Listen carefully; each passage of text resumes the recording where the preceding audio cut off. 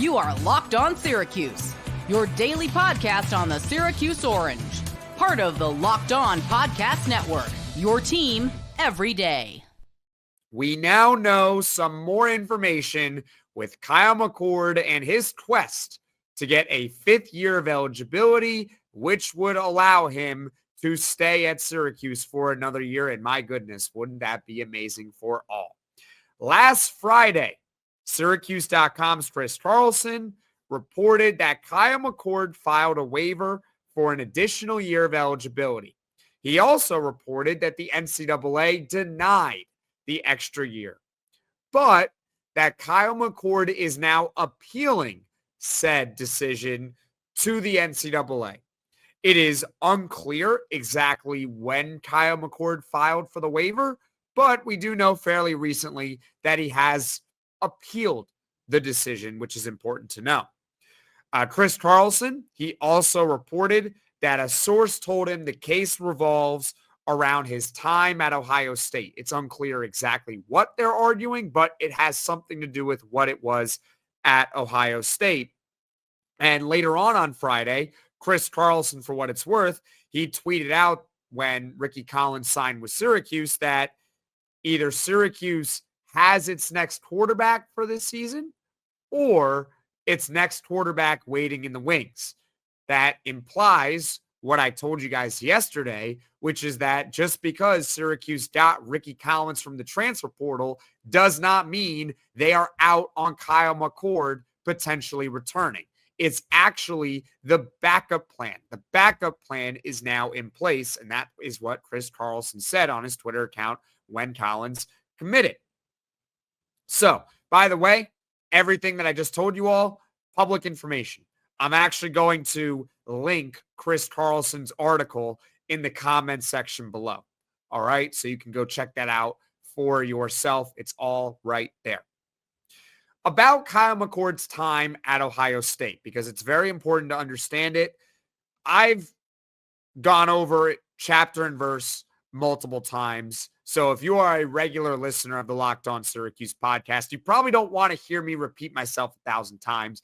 If you are a brand new listener, though, I do have to cater towards you, and that's okay if you are unaware. That's why I'm here to explain, okay? So I will give you the abridged version, saving you the details that you don't necessarily need to know, okay? As a true freshman in 2021, so Kyle McCord did not get the COVID year. He was a true freshman in 2021 at Ohio State. He played in 4 games, but then he also played a 5th game in the second last game of the season in the 4th quarter against Michigan State in a complete blowout. That is what happened, okay?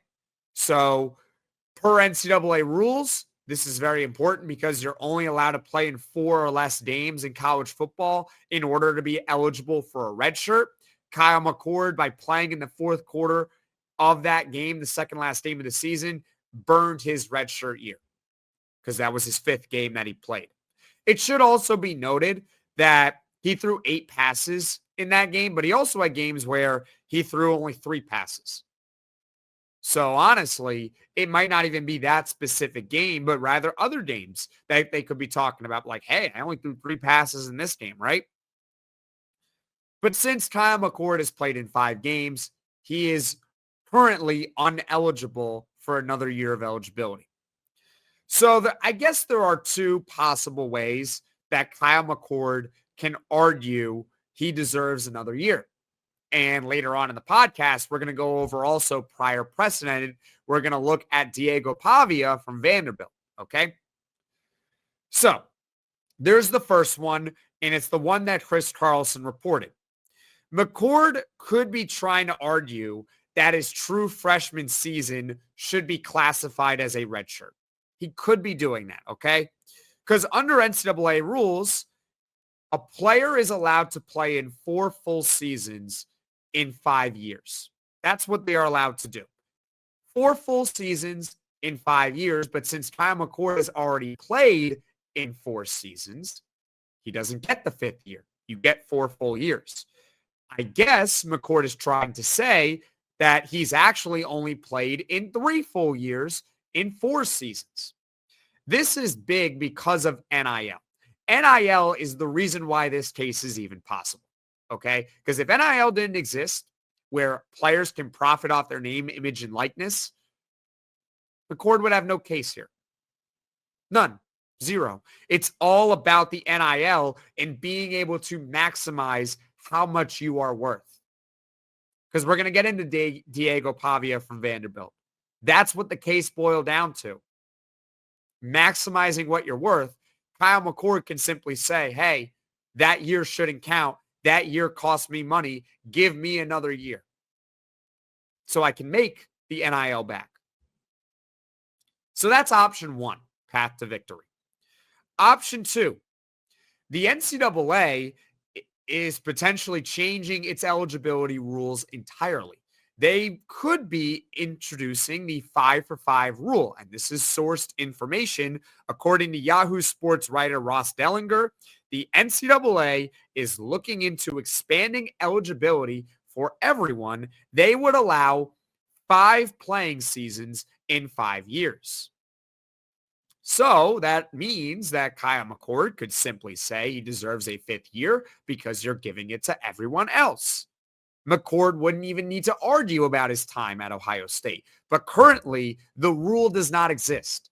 It's only something that Ross Dellinger reported actually just recently, that the 5-for-5 rule could come into effect. And we'll get into it in the next segment. It's really all about the timing of that rule. So that's where we stand right now with Kyle McCord. The abridged version of everything I just told you.